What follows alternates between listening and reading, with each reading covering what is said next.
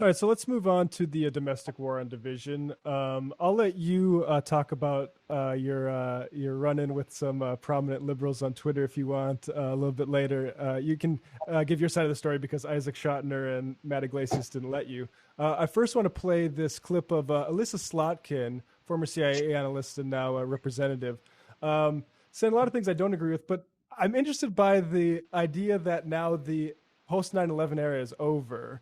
And I'm just curious what you think about as we enter the new era, what you think that we need to be on guard for in the post 9/11 era. Can we just accept that the post 9/11 era is over? We are in a new era, right? We had a generational event with the infiltration of the Capitol.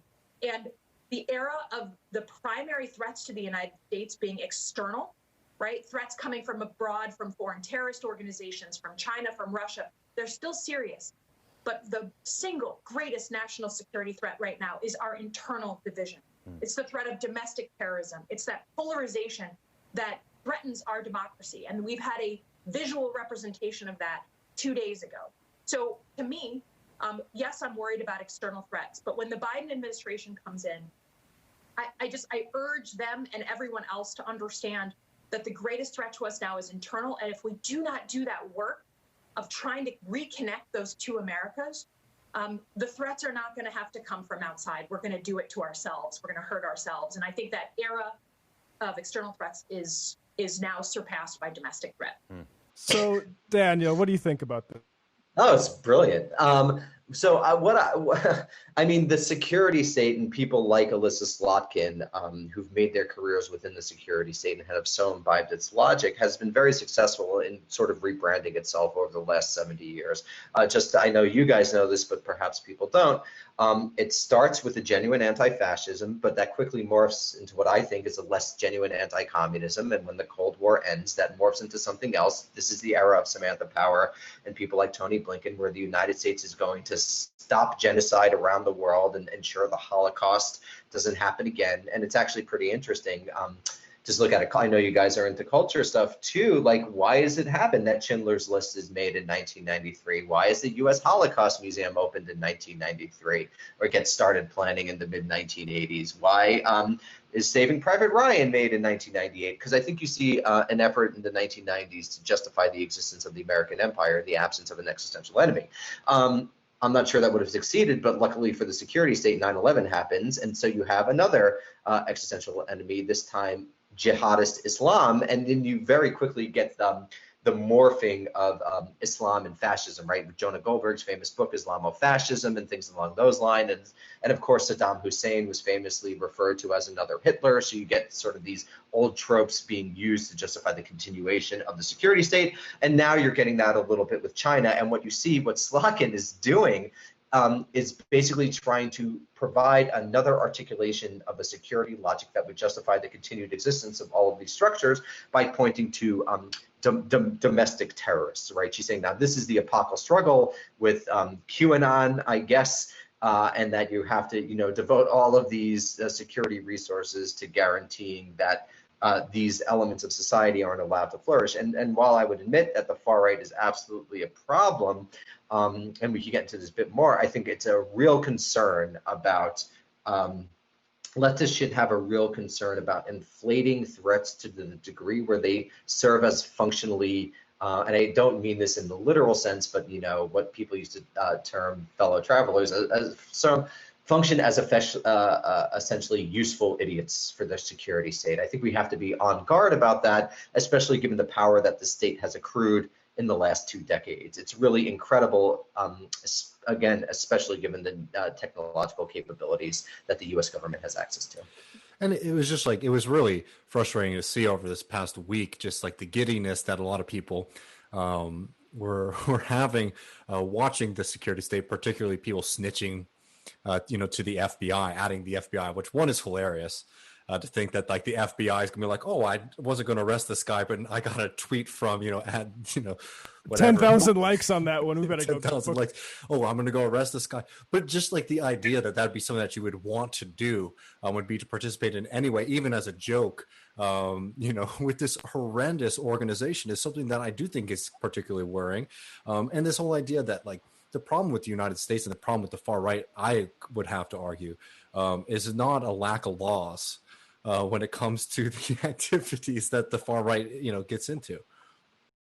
Yeah, I mean, I think that's absolutely right. And I don't think any new laws or any expansion of the security state will effectively attack the cause of whatever the events of January 6th were. Yeah, I mean, just to simplify, we don't need to get into really like the QAnon from the fascists. Like a stolen election requires a nonviolent response. Like just by that logic, I think we don't have Biden didn't steal the election though. The problem is the lies about the stolen election. So I think the over focus on like the people like look, they suck. I hate like the people that brought guns. Like I think they're like they do whatever at any point in history the worst thing, right? Whatever you want to call it.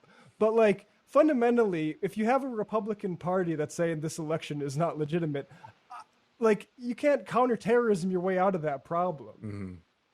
No, and also like I think it's important to actually, it's fun whenever I talk with people who disagree with me with that. I'm like, all right, take me through the 5-step program of the far right taking over the Republic.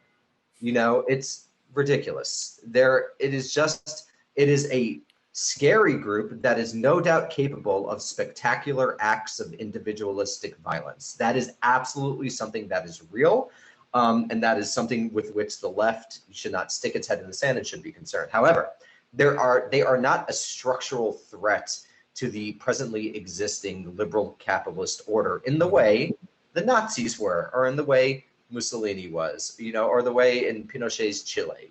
These are different things, and we shouldn't. And if the last 2 decades have taught us anything, it's to deflate rather than inflate threats.